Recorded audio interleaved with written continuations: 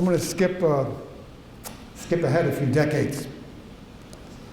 I met David about 6 months before he died, 5 or 6 months. Jody introduced me. We were at her house, I think outside the bar in her studio.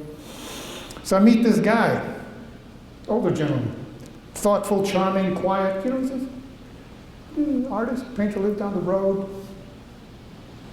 You know, I didn't know much about it. Hey, okay, nice to meet you. We have lots of artists in our community, lots of runaways, I call them. You know, they come up from the city and they want to do art. They don't want to be art directors anymore. They don't want to do all that crap. They want to make art. They want to write, sculpt, whatever.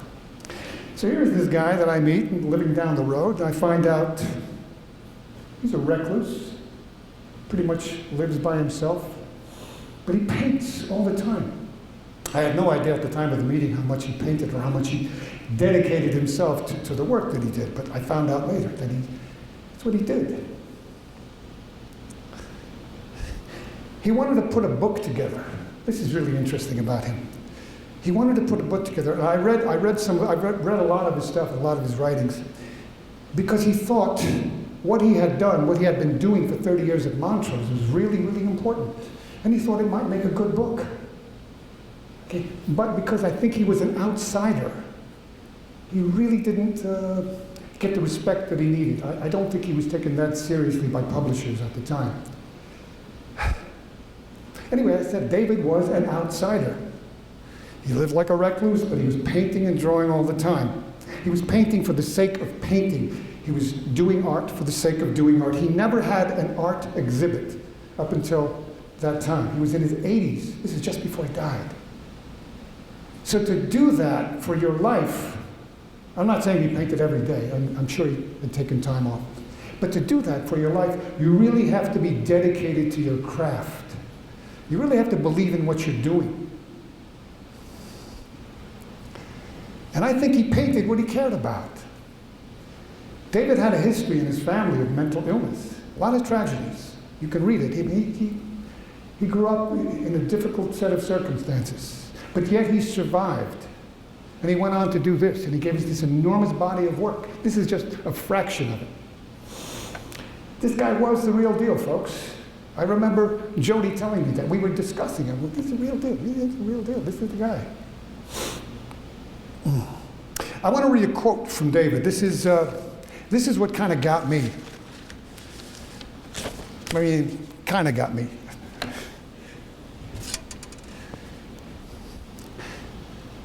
I watched the patients, how they moved and interacted with each other and how they coped with the staff. I tried to paint because I had this remote idea that it might serve me in my behavior to others. That it might serve me in my behavior to others. Man, isn't that cool?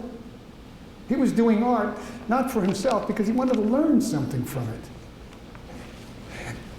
That's one of the great things about art, man. You do it. You don't know where it's going to go, who's going to be affected, whether it affects you, whether it affects somebody else, but it does. It always does. At least in my life it has. But you know, even before I read this, I knew that there was more to his work than what I was seeing. I got to tell you, at first, when I first saw his work, I had some problems with it. Now, I wouldn't admit those problems to myself because a lot of people didn't know my history. But as I had those problems, I had to sort of disguise the reason for them. So I said, well, you know, the work isn't that good. I'm talking to myself. It's all pastels. So I made all of these what I think are excuses because the subject matter offended my sensibility. Because his work made me uncomfortable. Because you see, I had been there, and those people are still there. They were insane, they were crazy, I was not. I paid my dues, I was outside. Now, yeah, I'm an artist, I'm a little off. I'm dysfunctional, that's right, we're supposed to be. I wear funny clothes. I make art that pisses people off sometimes, or they scratch their head and say, what the hell is that?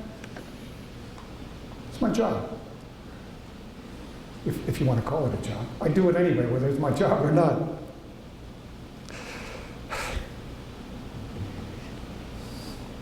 Bit strange.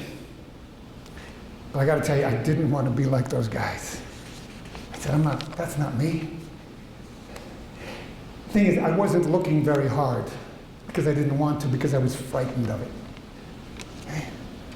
Like I said, I was uncomfortable. That's the phrase I told myself. I use that over and over again. Uncomfortable.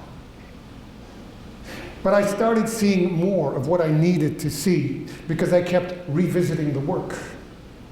I started remembering stuff. I started feeling things. David's work has a lot of meaning to me on a very, very personal level. The characters in those paintings are not abstract. Okay, now for the art people, all art is abstract. Sure, all art is abstract. Not to me, not that. They are real. I see the rooms, I see the ward, I see that pale gray cinder block that I remember, or that green color, that nauseous green color. Okay? I can smell that vinyl, okay? on those couches, torn. Guys sitting left and right, some guy over to the right smoking a cigarette, mumbling to himself. Another guy standing in front of a wall arguing with the nurse. Unpleasant. But I'm not there anymore, I'm outside. Well, I don't know if I really am. Nobody should be institutionalized. That's the way I feel. That's not the reality, but I didn't want to be there again. The beauty of it is I'm not there again. I'm here.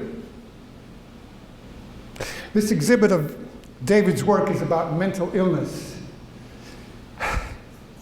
It's about mental illness and veterans, but we know very well, I think everyone knows very well, that mental illness does not just target vets returning from wars.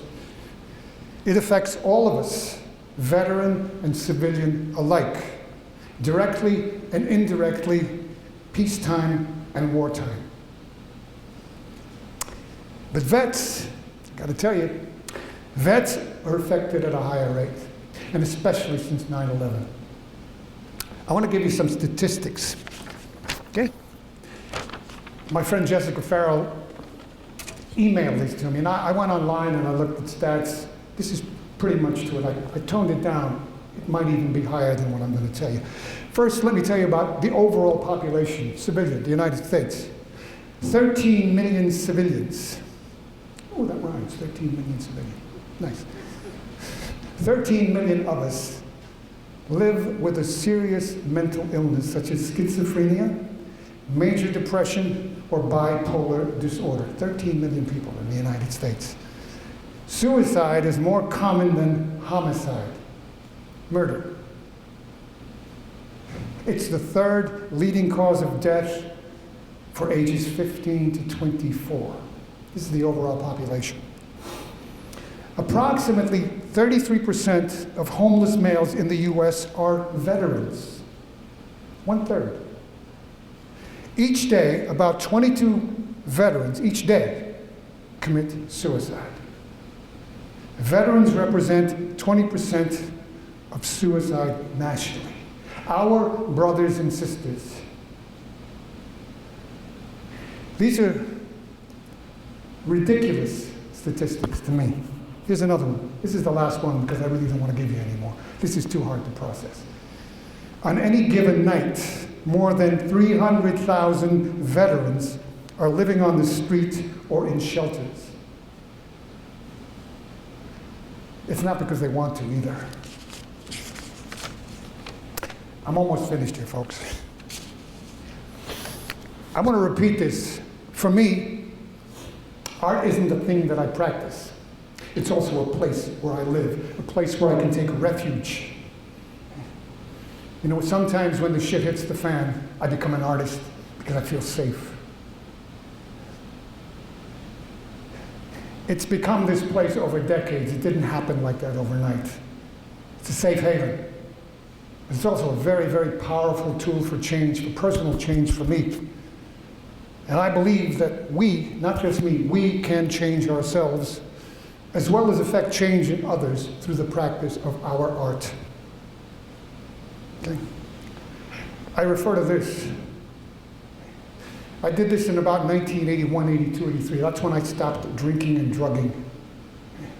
I got serious about a lot of things. I knew I had to because I didn't have much time to live, as my therapist said. If you're telling me half of what you're telling me is true, I give you about 3 years. I didn't tell him but 10%. So I stopped really soon. I said, I got it. You live, you die. What do you want to do? What do you want to do? I'd been through the mill for 10, 15 years. What do you want to do? I chose to live. It was hard work. It is hard work. But I had that thing, that gift. I had that art thing. And I'm really, really grateful for it. So there is no question in my mind, none whatsoever, that art can make you heal. It healed me. It is healing me every day. Because art is also always with us. Thank you. I want to open this up to a discussion, questions or answers. If you